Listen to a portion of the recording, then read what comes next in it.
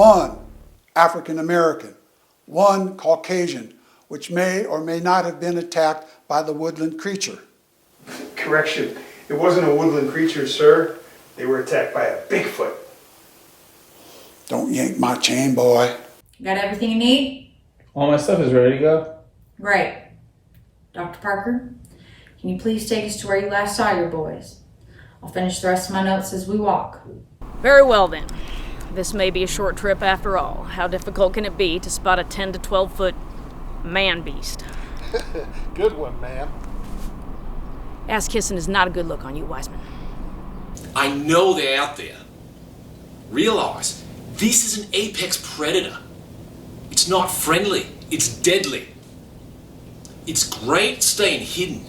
They range between 8 and 12 feet tall and weigh well over 200 kilos.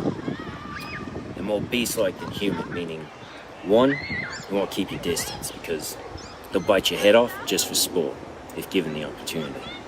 I was the head doctor during her visit, meaning I signed off on her release. After she passed, I looked at her file and I could have easily caught the misdiagnosis had I not penciled with my signature. A herd of Sasquatch. Yes, sir. That's correct. A herd of Sasquatch. I see.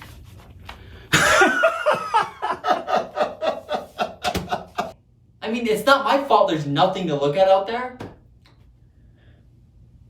Tree. Tree. Ooh, rock.